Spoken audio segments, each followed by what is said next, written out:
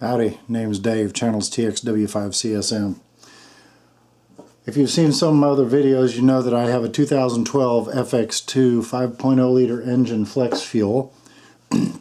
And I've recently fallen subject to the issue of the leaking cooling system on the Ford. So on the top center of the engine underneath the intake, you see a part that looks like this.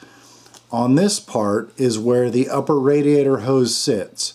Inside of that, if it leaks, there is an O-ring, a small O-ring that you can buy independently of this assembly that costs you $70+ and $8, $10, you're out the door, life is good. If the other side leaks, this is the male end, so the female end of the upper radiator hose goes on here. There's another hose that comes on this side, and this is a female side, much like the upper radiator hose. Sadly, you cannot buy this little part right in here, this O-ring. So I'm going to go ahead and pull this out right now using a non-marring tool, because I'm going to have to put this in my truck in a little bit. So instead of being able to buy that, you end up having to buy this, which is, there's a part number, you can write it down at your leisure, to the tune of $70-some. Or you can take my advice and save yourself some money here in a couple minutes, because I am going to grab these calipers and I'm going to get the specifications off of this O-ring. Now, if you do go out and buy the O-ring, make sure that it is specified for the application, which is cooling system. There are several different types of O-rings. You want to make sure that you get the proper size O-ring, and also make sure that it's specified for a cooling system. So make sure it's temperature, very temperature tolerant. Okay, zeroed out the calipers here. Push the 0 button, and we're going to begin with the inner diameter. So there are 3 different specifications you need to buy an O-ring. Well, 4 if you have a temperature concern. You have inner diameter, which is from here to here, and I'm going to double check from there to there. And then you have outer diameter, which is from the outside to the outside, outside to outside.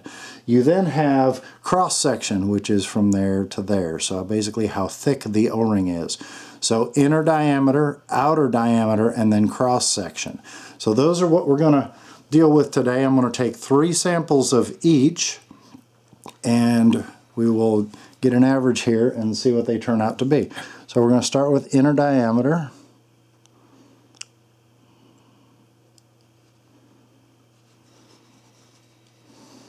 Inner diameter at the widest spot, just barely touching either side, making sure that I do have contact on both sides.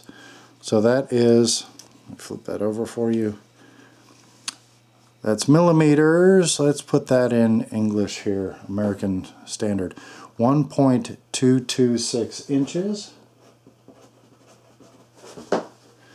I'm now going to do the inner diameter again.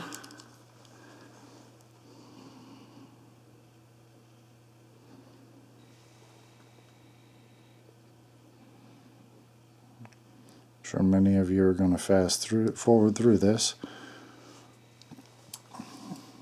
1.2245.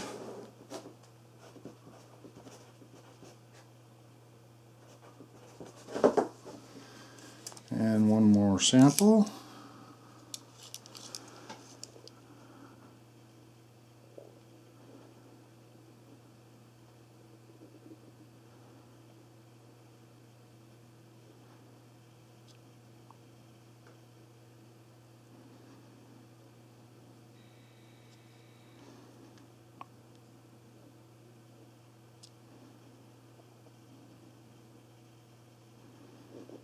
If you can grab it like that, that's a pretty good indicator that you're too wide or off center.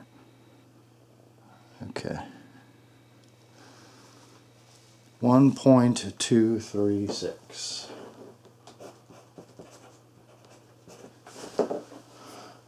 So you can average those values out and get the inner diameter. The outer diameter A little easier to measure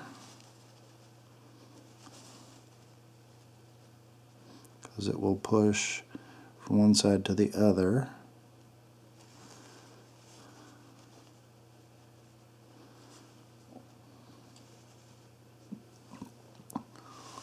.549.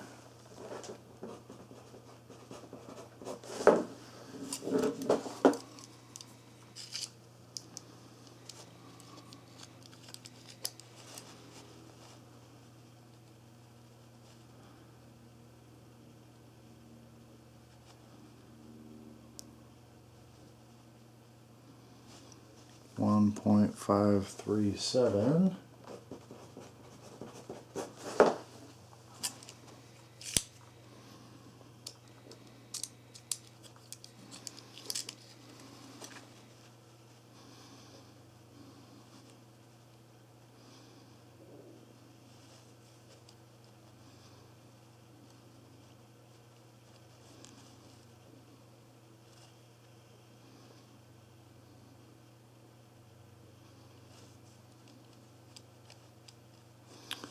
It's compressing it just a little bit.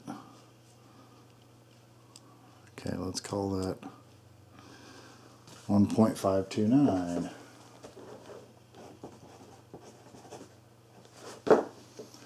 Okay, cross section should be a little easier to measure.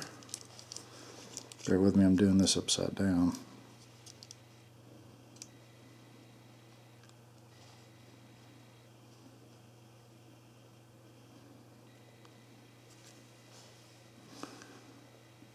.15 inches. Another spot.